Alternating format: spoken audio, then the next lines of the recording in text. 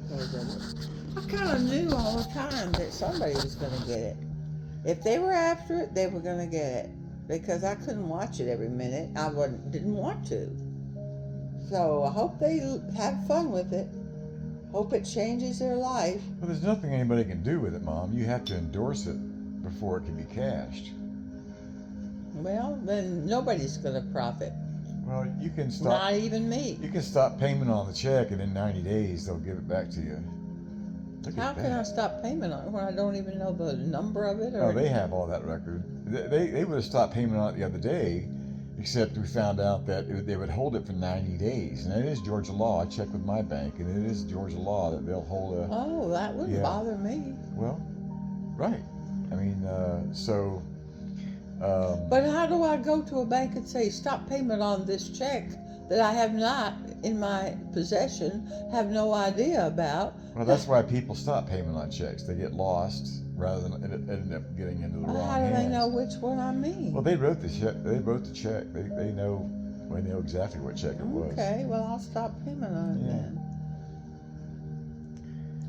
I don't know. People are greedy and stupid, and I don't know.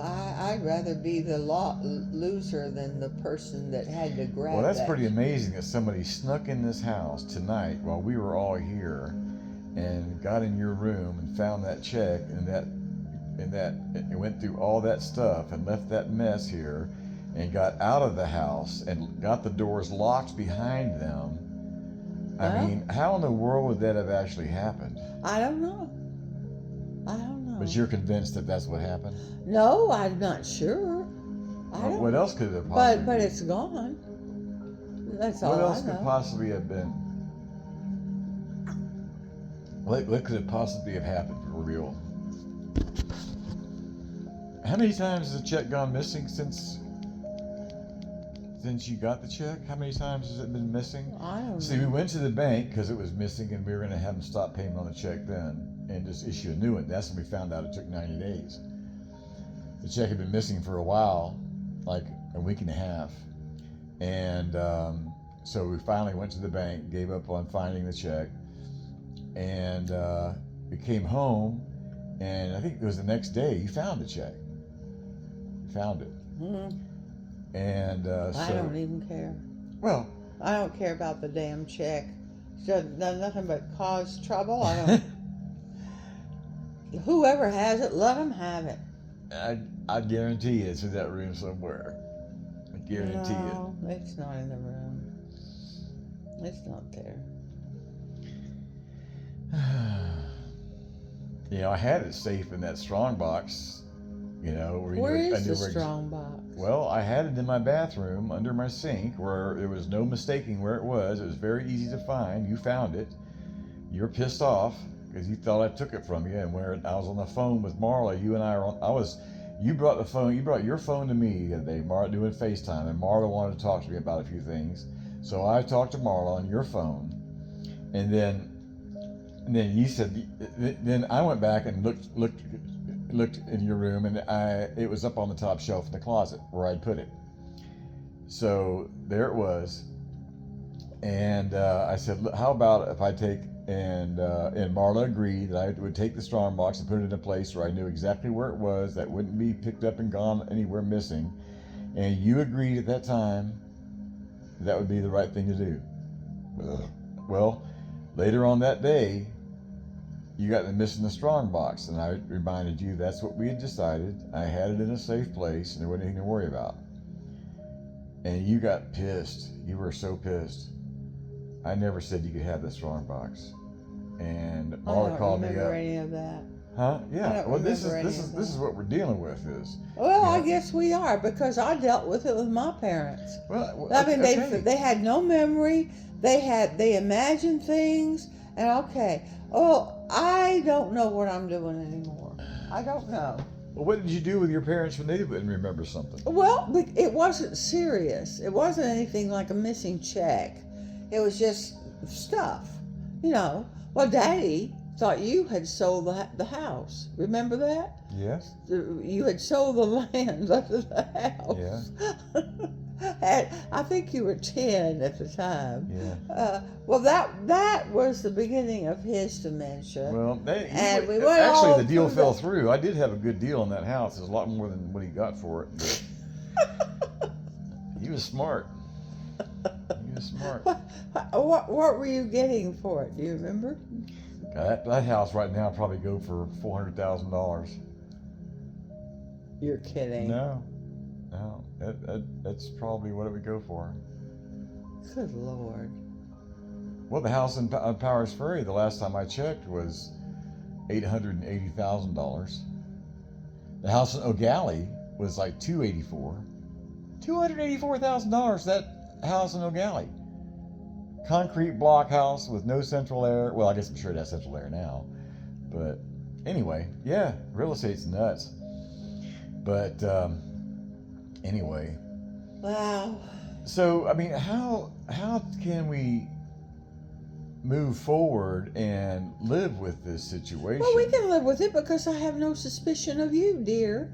None.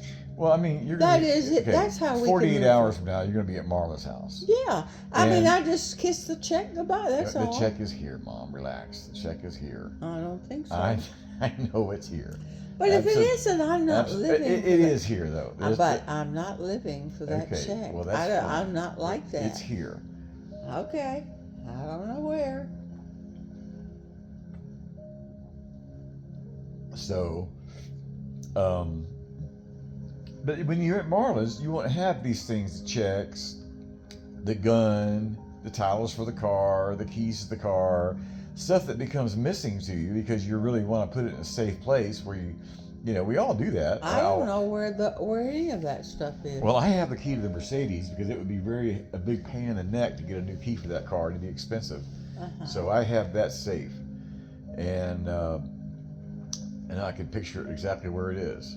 And but anyway, when you don't have these things that might become missing, I mean, that you're worried about becoming missing, you don't have to worry about that at Marla's house because all that stuff's gonna be taken care of.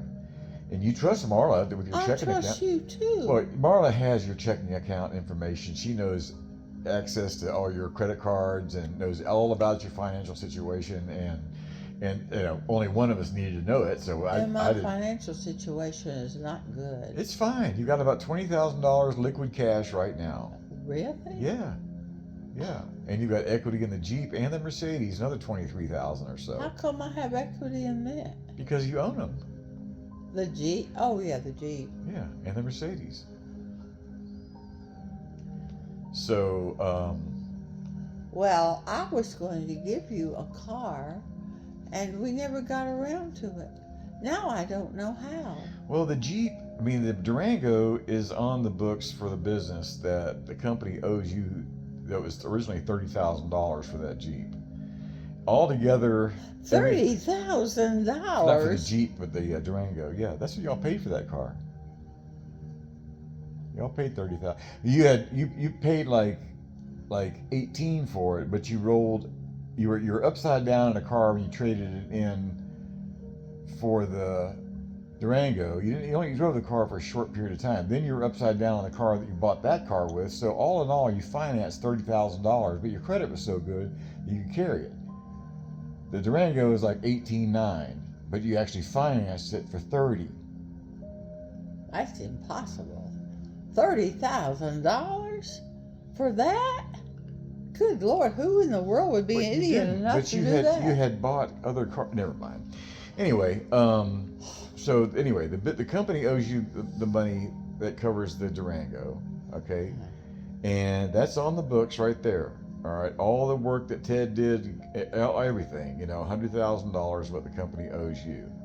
So as soon as we start making some money and start paying dividends, 10% of those dividends come directly to you. When is that going to be launched? Well, I've got to finalize this divorce with Kia, and we have a couple of other little details, but we're ready to go. We're ready to go, and I'm not rushing it. Have you ever told her that until I get through with your dealings, I can't launch this? No, that's not what I want to tell her because I'm not telling her that I have no paper trail to any research, any work that's been done, anything with Brian. I mean, she doesn't even know anything about Brian, and so I don't want to give her anything to gnaw on. Well, then how are you ever going to get rid of her? Well, she committed fraud against me. See, she did a fraudulent document for a wedding license. She made false statements in their testimony, and so I'm going to threaten to take her to court for perjury and attempted fraud and perjury, and I want to get a jury trial, and they're not going to want to pay for that. So, and there's a potential that she could go to jail, and so when she's threatened with that, I believe she's going to back off, and that's going to be that. When's that going to happen, honey? Well, I gotta finish. I gotta go back to work at Jeff's house, and Monday we'll be talking to Jeff about. I already told Jeff what I wanted to do, and told him he needed to get a copy of the marriage license from Hall County because they're not wanting to give it to me because they don't have they know the original document is fraudulent. Somebody shouldn't have, but somebody did do a marriage license based on the marriage license that Kia presented that was torn, and no document like that that's torn is valid anymore. That's real simple, really very clear. Plus, she filed it 4 years after we got married. So I can prove just by the fact that she took a torn document down and filed a marriage license 4 years after we got married. I mean, I can prove that she had intent back then. We'd only been married 4 years, and she had intent back then, and we were together 9. So really fascinating how God has worked with me on all this stuff because she just wasn't meant to get any of it, and I sure have grown a lot in the past 5 years. I mean, my life is beautiful compared to the way I thought it was going to be. Didn't make any difference how much money there was. Well, with Kia, it was never going to be a quality life. And but everything is making perfect sense now. So I'm have every reason to be as happy as I've ever been in my life. Oh, good. And is that a made-up name, Kia? What's her real name? Glenda. She's named after her father, Glenn. Right, Yeah. Glenda. I like Glenda a lot better than I do Kia. I don't like either one of them much. Oh. But anyway, it's funny, you just put your life in God's hands. You got to be really willing to go where He takes you, and That's accept right. it. And That's why I'm not upset over this. I mean, if anybody took my check.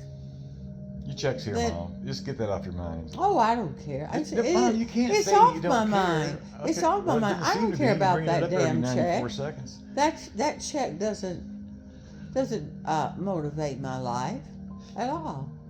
I don't care. I didn't have it before, and I don't have it. Okay. And it doesn't matter. Well, you've been smart with your money. I don't know how you're spending $1,000 a month on the Discover card. That's interesting. But again, that's not my. What makes you think I spend $1,000 a month? Well, I was going through the checks that had cleared the bank recently, and there was a $1,000 payment to Discover last month, and. Well, if I did spend $1,000, it was good for spending. I don't go buy frivolously. Well, like I say, I don't have anything to even. I don't have a know dog in the hunt. Marla's got know. all that covered, so I don't have to. There's no concern for me whatsoever. I don't have to. That's not on my plate. I don't even have to. None of my business. I have no idea what I'd spend $1,000 on. There's nothing to spend $1,000 on. Yeah. Well.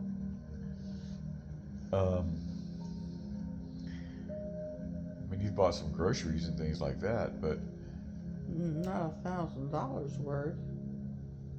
The only expenditures I've had is when we have gone out and bought something because I don't buy anything online or anything like that. What am I going to buy? I don't need anything. I don't know. I don't know what in the world that's all about. Well, like I said, we don't have to worry about that because Marla's got a handle on that. We don't have to. That's not even on our Yeah, radar. at first I resented her doing that, and now I'm so glad she does. I didn't resent it in a bitter way, but I thought, "Ah, I'm an adult. I don't need all that." But, I forgot it soon because I trust her implicitly. So she wants to do that, great. She does it because she loves me. Of course. Same reason I want to take care of your important papers for you because I love you and I don't want you to have to go through this angst that you go through when it gets misplaced. You have to you recognize that you have an issue with your memory. Yeah, definitely. Okay, so it should be easier now that you actually in the last few days you've come to terms with that, and you've been upset, you've been humorous about it, and everything like that. But just being able to talk about it candidly, that okay, now I know that my memory is playing tricks on me. Okay, well, I'm going to roll with it, and that's why I've been telling you that it'd be so much easier if you'll just, when the people in your life tell you, now it's hard using Jolly as an example because her memory's failing her too. Yeah. Definitely.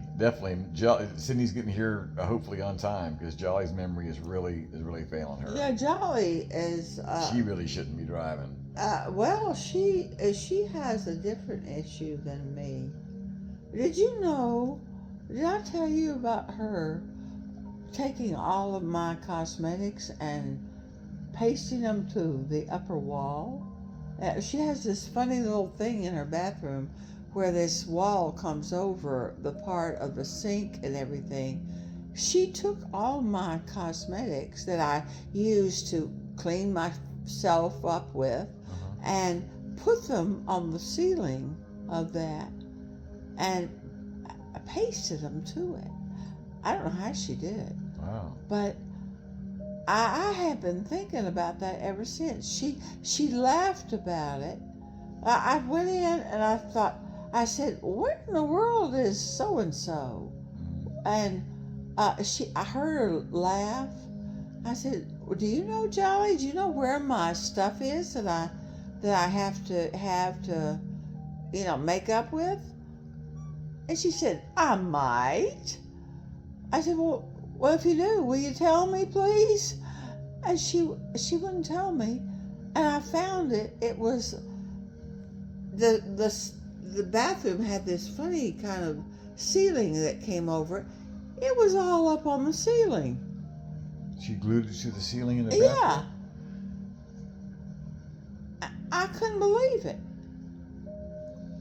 And I have been more or less. Did she tape it to the ceiling or she glue it to the ceiling? I don't know what she did, but I haven't felt the same about her since. I mean, any friend that would do that to you, what kind of friend are they? But then I started thinking about it. I thought, well, she's going goo-goo, and I guess I should be understanding. But it was so bizarre. I couldn't believe it. And this is when I was staying with her. "I might," she said, like that. And I knew instantly she knew exactly what she had done. And she did. Well. And boy, I'm not that bad, I tell you. I am nowhere near that kind of thing. Who was the blonde-haired woman that you made coffee for that day? Blonde-haired woman. That was coming to see y'all? Or living there or something? Well, there's no telling.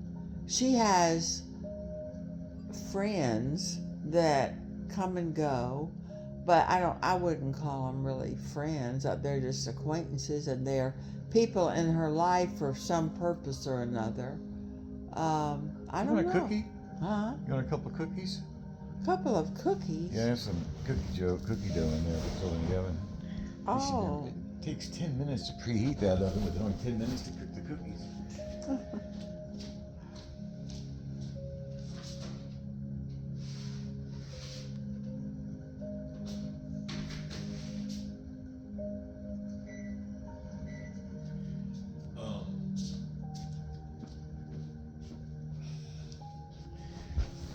Well, I'll tell you, Jolly's been a great friend to you. She called me up the other day. She was concerned. Um, she really wanted to know about the trip. Yeah, that trip. I really don't want to take that trip. Well, Mom, but I've got to. I was watching the videos of these people, and they are a little more contemporary, than I was thinking they were going to be. And they have a wonderful band, and they have wonderful voices. And seeing live music in a concert hall is really a wonderful experience. Well, I had every intention of going on it for a long time, and then Jolly got weird. Just like I told you about my stuff, I might. Well, Mom, you have momentary lapses like that, and that's what we have to get used to, because I'm telling you, don't judge Jolly on that instance. I don't blame Jolly. She has been very concerned with you, and was really looking forward to you going to the Christmas thing. I will go, and, but I don't want to. I think you'll absolutely have. And Amy and Dave invited Marla and Michael up for a few days, so they're going to come stay with. They're going to bring you up here, stay with Amy and Michael, and then, bring you back. You only stay at Jolly's house as long as you want to. I'm supposed to stay with Amy and Michael? No, just them. No, Marla and Michael. Oh. Okay. Well, I mean, you could go up there for a day or two, too. I'm sure y'all could make whatever plans you want. Well, I'm not thrilled about that trip at all. Well, I mean, I don't really want to go on it. But and at first I was going to go for Jolly's sake, but now that she is, doing these little tricky things. Mom, that was that single incident, or a very rare incident. Jolly has her moments too, and I know. I mean, she is. We laugh about her forgetting something. We just, but she's, like I say, I think it's, I guess old people have angels, special angels that hang with them while they're driving. But Barbara was talking about Jolly pulled out in front of a SUV, a woman with her kids in it. She pulled right out in front of them, and the woman she hadn't been paying attention, would have T-boned y'all. It would have been terrible. When was that? Oh, it was the last time Marma was up at Jolly's picking you up or something. I don't remember Jolly ever Y'all went to driving with Walmart. Marla. Y'all went to Walmart, and you were in the front seat. Marla was in the back seat of the Jeep, with the minivan. And yeah, Jolly. I'm glad she drives that big car. Those things are really safe. I was thinking the other day how Jolly had it made. All of her children are there, and they come and visit her. And she's just as cuckoo as I am, but yet she gets along just fine. But nobody worries about her driving or anything. Well,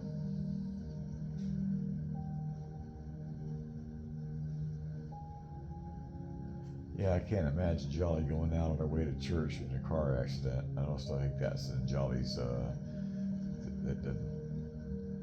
It's not gonna happen. I've never been with her when she's been driving that's been scary or anything. I mean, she seems to do just fine. Yeah, well, it only takes one. I can drive too, but nobody believes me. I was with you the last time you drove. I kept wanting. That was why we had the Mercedes up at Jolly's house. I was going to go out for a drive on those country roads, and then give you a chance to get out and drive without having the confusion of the city.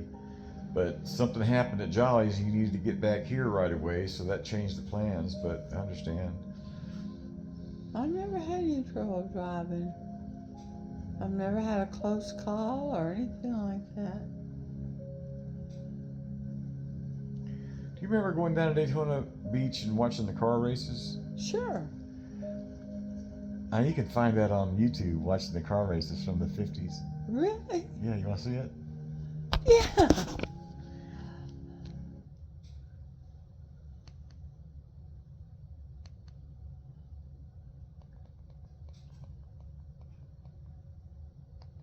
What was the name of that guy?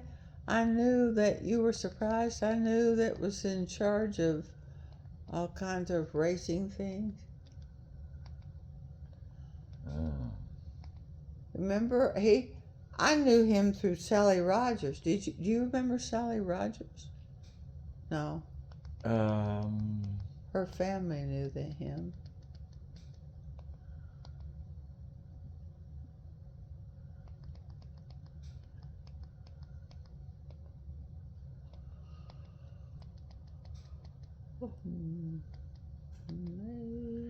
and I had such a good time down there. We stayed in a motel that was built the year we left. Ellie?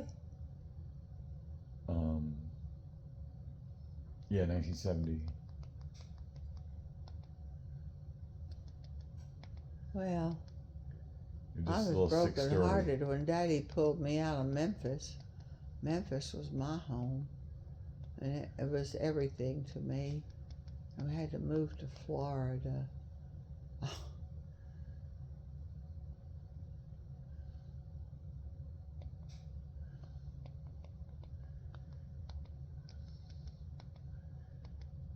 I always thought that it would have been, uh, growing up in Daytona Beach in the 50s as a teenager would have been infinitely more fun than growing up in Memphis as a teenager. Well, Memphis was my home. I loved it. There were lots of things that would be inexplainable, but I love Memphis, and he took me out of it and put me in Daytona Beach. It was fun, but it wasn't Memphis. There was so much more to Memphis than to Daytona. Yeah, I went back for class reunions, and those kids thought it was great. I mean, this happened right down the road from your house. Huh? This was right down the street from your house, wasn't it? I don't know. Where they raced. This is 1952. This is the second year that you were there.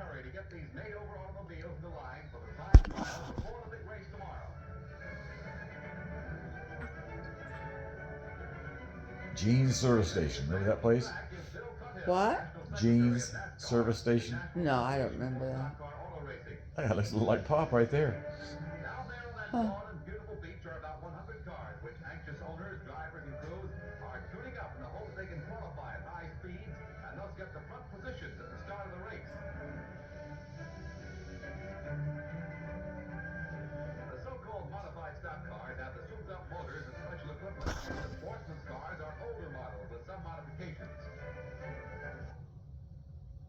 Huh. It's amazing how you can bring these things up. Isn't it?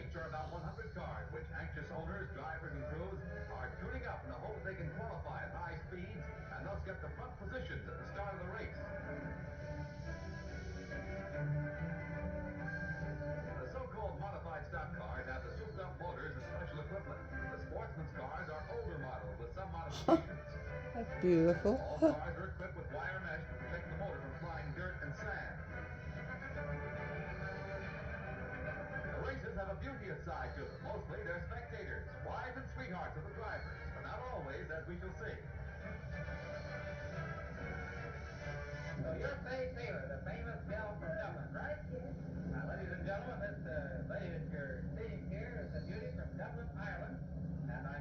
My goodness.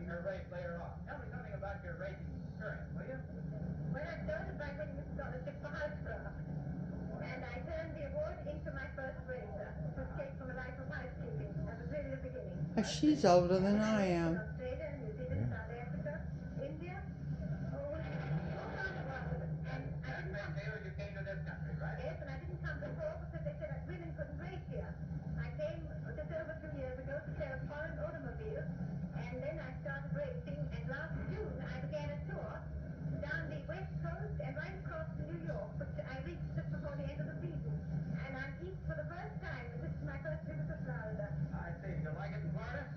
it, but I've seen it so I was hoping to take a racing car down this stretch. Unfortunately, I came back unexpectedly from a trip from England without the time to arrange for this car to be here.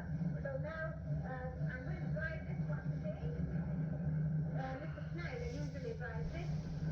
Frankie Snyder, huh? Yes. Well, that was nice of you to give up the car. I'd like to know why you got started to race it. Because I want to escape from a life of housekeeping. Oh, I see. In other words, you don't care much for that kind of I fun. won my first race. I began on a motorbike. I How's did it that done in this country? very well. I've been racing midgets on the midget speedways and also stock from the small quarter-mile ovals, which are quite a typical, the most typical sort of racing I think in the world. Well, you certainly have been making a record for yourself. Just about a block from where I lived. Yeah. There's an interesting spectator, a monkey. It belongs to that veteran driver, Dick Egan. The time trials are on down the beach for 2 miles to pick up speed and a time mile for the record. The gals on the sidelines get pretty nervous at times. She's really dressed for the event, too. These cars do better than 110 miles an hour, and they're really burning up the sand.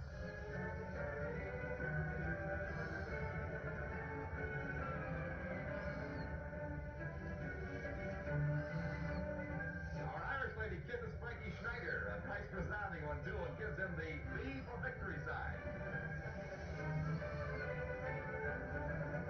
Here comes the famous Marty Block. He set the record of 115.42 miles an hour over the measured mile.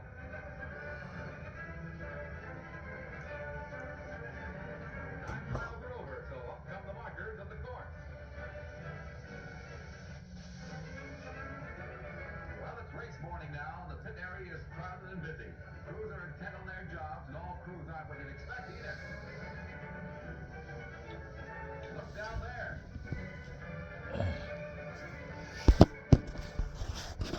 Is this a husband and wife team here? Yes, sir. What is the name, please? Whatever you want. Well, YouTube is like that. It's really grown over the years, and people have archived footage of different things. And let's see how many views. 71,000 views from 3 years ago. Golly. Yeah.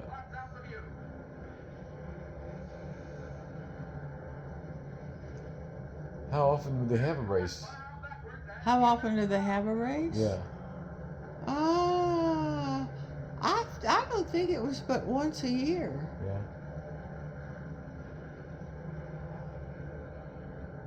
Well, he's back in the race now.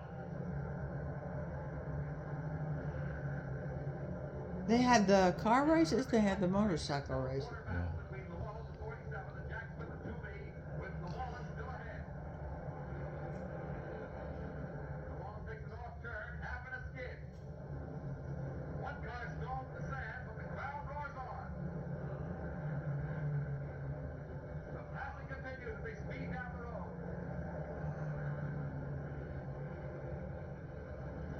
The Wallace leads them off into the south turn with Jack Smith and 2B, and Roy Hall in 222 not far behind.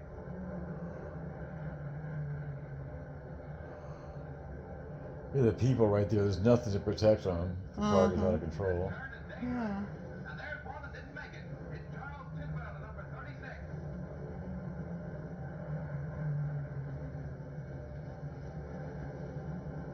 Boy, what a place to back onto the track. But what else can he do? He's over the edge. Let me see, that's Chuck Arnold in number 94. I hope he's not hurt. He's not coming out. There he is, coming through the window. He looks okay. He's unhurt.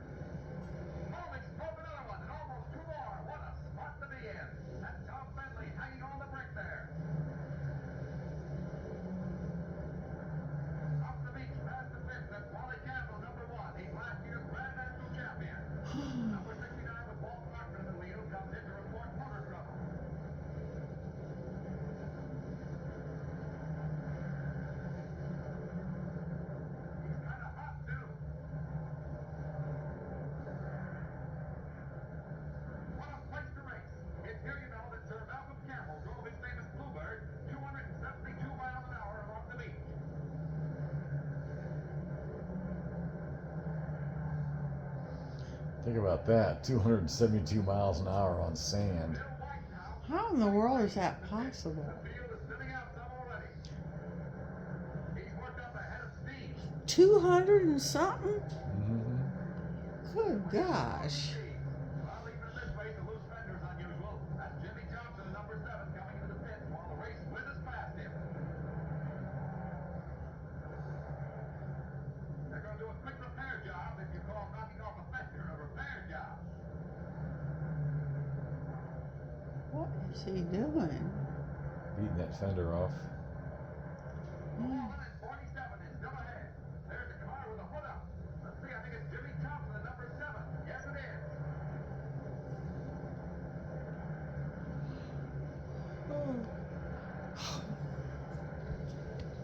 Here comes The guy's got his hood up.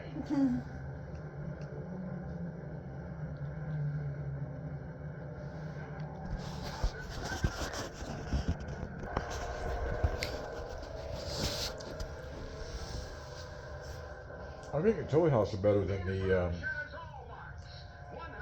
others I got from Aldi's. But these, You notice there's a little bit difference between them? I think they're good. You don't think they're good? I just think the toy house are a little bit better, actually. Oh.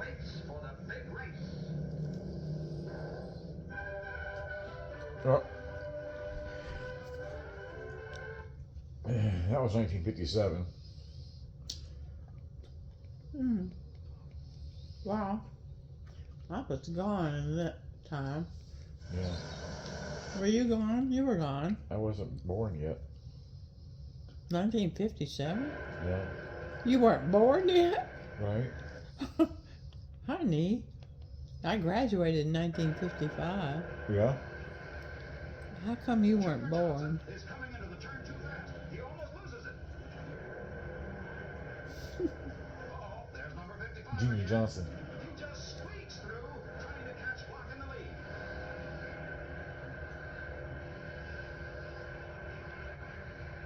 And Tim Flock stays out in front, driving smoothly and easily. But there goes Junior. My gosh. The last skid for this kid. He takes the back way out.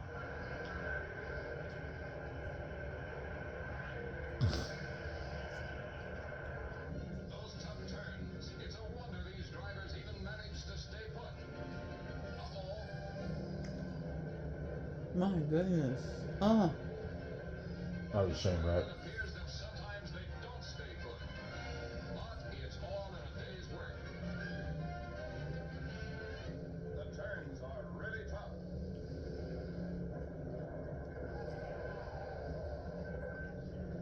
It's the third time I saw the same wreck. Mm-hmm.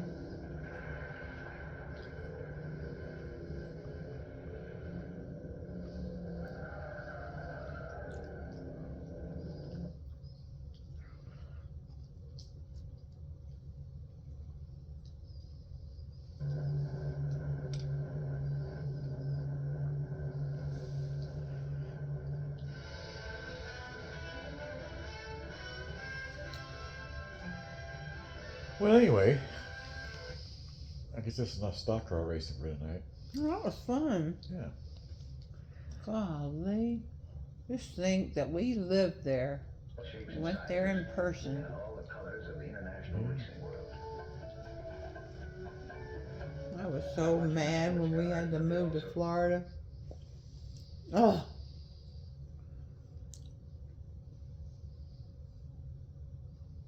Boy, I got a wee-wee. Oh. Party on. Mm.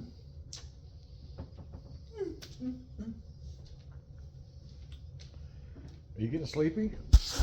Are you sleepy? No, not a bit. Okay.